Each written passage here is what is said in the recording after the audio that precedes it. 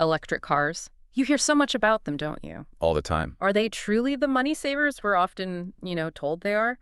Or are there hidden costs and maybe maintenance headaches lurking under that quiet hood? Hmm. It seems everyone's talking about them, but what's the real story when you actually look under the hood? Okay, so let's unpack this. Today, we've taken a deep dive into a whole stack of, well, fascinating sources that explore the true landscape of electric car ownership. Right. We're talking everything from those promised charging savings to the very real concerns people have about long-term maintenance. And our mission today is basically to pull out the most important nuggets of knowledge from all this material. We want to help you understand the real advantages, sure, but also the potential pitfalls. Yeah. Because being truly well-informed means looking at the full picture of electric vehicles, not just the glossy brochures. Exactly. Not just the headlines. So let's jump straight into one of the biggest advertised benefits of going electric. Saving money on charging. It sounds so straightforward, just plug it in, pay less. But is it really as simple as that? What's truly insightful here from the sources is how nuanced that saving actually is. It's not quite that simple. Okay. They clearly show a significant distinction between charging at home and charging, like, out in public. Ah, Recharging your electric car in your own garage or driveway.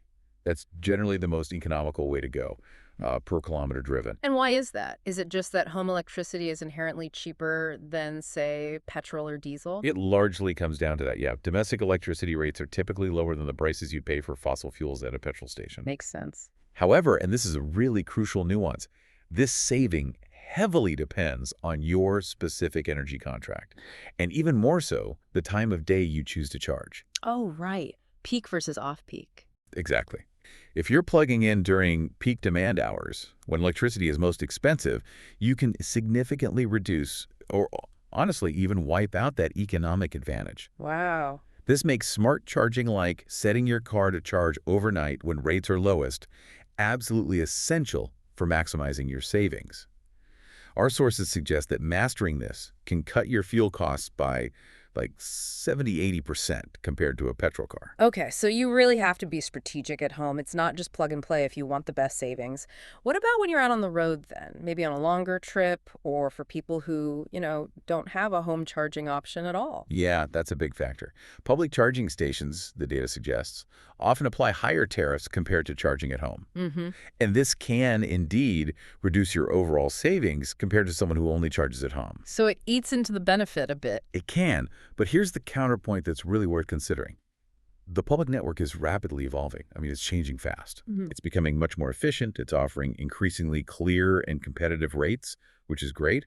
And it's being powered by a growing share of renewable energy, too. That's good. This provides both convenience and speed, which is particularly vital for those who don't have that home charging option or, just need a quick top-up on a long journey. Right. Here's where it gets really interesting then. It's clear that cost-effective charging isn't just about owning an EV, it's also about understanding how and where you charge. It's about habits. It's becoming a savvy energy manager, really. Understanding your rates, timing your charges, leveraging the public network strategically, that's what turns potential savings into real financial gains. Got it. Okay, so beyond charging, what about the ongoing cost of ownership? Maintenance. We often hear electric cars are simpler, but what does that really mean for your wallet in the long run?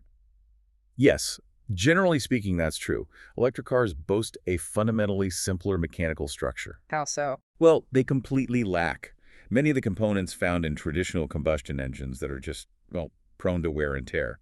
Think about engine oil that needs regular changing, clutches, belts, entire exhaust systems. All that stuff you dread dealing with. Exactly. All gone. This inherent simplicity translates directly into less wear, fewer parts that can wear out, and consequently, more affordable routine maintenance. Okay, that sounds like a compelling benefit over the long haul. Do the sources give us any specific figures on those savings, like for routine upkeep? They do, actually. Research points to savings on just the ordinary routine maintenance that can exceed, say, 400 to 500 euro per year compared to combustion cars. That's not insignificant. Not at all. And when you look at overall maintenance costs, they can potentially be reduced by up to 30%. That's a pretty significant figure for anyone looking to cut down their annual motoring expenses.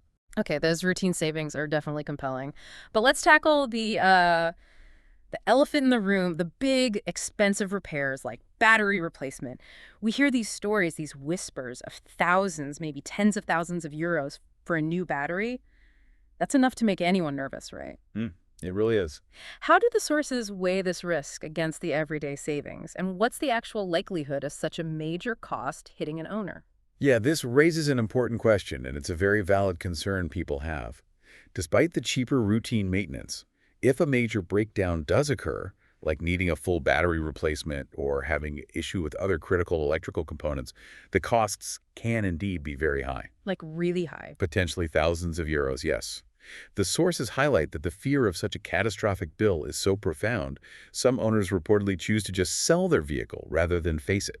Wow. So sell the car instead of fixing it. It's a significant psychological barrier, it seems. It feels like it could, in one go, wipe out years of those smaller savings you've been enjoying. That's a stark realization. Essentially, the perceived risk of one major breakdown outweighs years of routine savings for some people. But hang on, are there any protections? Guarantees for buyers to maybe mitigate that risk? Because that's what I'd be looking for if I were considering the switch. Absolutely, and this is a vital detail for potential buyers to know. Many manufacturers offer pretty extensive warranties on the battery itself. Okay. We're typically talking 8 to 10 years or a very generous mileage limit, like 100,000 up to maybe even 300,000 kilometers, depending on the brand. That covers a lot of driving, a lot of years. It provides a significant safety net against the most feared component failure. And on top of that, special insurance policies are emerging now. They're specifically designed to cover significant damages to EVs. Ah, like specific EV insurance. Exactly. Which further helps mitigate the financial risk for the owner. It directly addresses that anxiety about huge, unexpected bills. That's crucial information. So while the cost could be high, the fear of that massive bill is actually largely mitigated by these warranties and insurance options. That's a really significant detail, suggesting the worst-case scenario might be less catastrophic than people often perceive. So, okay, taking all this into account, the charging nuances, the maintenance savings, but also those repair fears, what does this all mean for the future of electric vehicles? How can we address these challenges and make the EV experience more, I guess, universally convenient and less intimidating for everyone, especially for those who might still be hesitant to make the switch? Right. Well, if we connect this to the bigger picture, our sources highlight several strategic solutions. Things designed to overcome the current hurdles and really help accelerate widespread EV adoption. Okay, what sort of things? First, promoting incentives, not just for purchasing the EVs themselves, but also for installing domestic wall boxes, those Yeah. dedicated home charging units. Oh, yeah, the proper home chargers. Right. Making those more affordable can significantly enhance the cost effectiveness of home charging, directly maximizing those crucial savings we talked about earlier. Okay, so making it cheaper to get the car and cheaper to set up the best charging option at home. That sounds like a strong start. What else is needed? Second, there's a vital need for enhancing the public network, really developing a widespread, efficient, and transparent public charging network. Transparent meaning clear pricing. Yes, with competitive rates, ideally powered increasingly by renewable sources too. This is absolutely essential because it provides a reliable and simple alternative for people who maybe can't charge at home or just need those rapid recharges when they're out and about. Because convenience is key for widespread adoption, right? Yeah. People need to know they can just pull over and charge without worrying about finding a spot or hidden fees or if it even works. Precisely.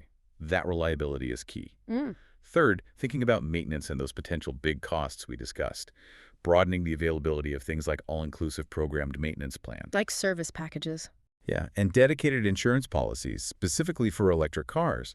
These can really help owners better plan their expenses and, crucially, reduce that anxiety related to potential serious faults. So it transforms a potential huge unforeseen bill into something more predictable, a manageable cost, perhaps. Exactly. It gives peace of mind. That's a game changer for confidence in the technology. Makes sense. And what about information itself? Just understanding all this. That's the fourth crucial solution. Empowering knowledge. Providing clear, realistic information on EV usage, costs, maintenance, maybe through dedicated communities, social platforms, things like that, as the data suggests. So people can share real experiences. Right. It's vital because it helps users make informed decisions, manage their charging habits smartly, and just better understand their vehicle upkeep. It kind of demystifies the whole EV ownership experience. Yeah, it's clear that a really comprehensive approach is needed here. It's not just about the technology and the cars improving, but also having robust support systems around them, better infrastructure, clearer pricing, good warranties, and transparent information for you, our listener, to make that leap with confidence. So, we've taken a deep dive today into the practicalities of electric car ownership. We've looked at the economics of charging, the realities of maintenance. Hmm. It seems pretty clear that EVs do offer genuine savings and simpler upkeep in many areas. But they also present specific considerations, particularly around the variability of charging costs and that sort of lingering fear of potentially very costly major repairs. Absolutely. And the path forward, as our sources suggest, seems to involve a clever mix of things. Hmm. Smart incentives, a robust and transparent charging infrastructure, those comprehensive warranties to ease the big repair fears, Yeah. and crucially clear, realistic information to empower consumers. All of this is aimed at making the electric vehicle experience more convenient and hopefully more serene for everyone. Okay, so for you, our curious listener, here's a final thought to maybe ponder on. As the electric vehicle landscape continues its rapid evolution, which factor do you believe will ultimately be the most decisive in convincing the majority of people to switch to an EV? Is it the promise of financial savings? Is it the environmental benefits? Or is it the evolving convenience and the technological advancements that are just making them easier to own and use every single day? We really hope this deep dive has given you a clearer, perhaps more balanced picture of what it truly means to own an electric car right now. If you enjoyed this exploration, make sure to like this deep dive and subscribe to our channel for more insights. And yes, please do leave us a comment. I particularly love hearing about how you're managing your home charging to maximize savings, or maybe any surprising benefits you found with your own EV. We'd love to hear your experiences.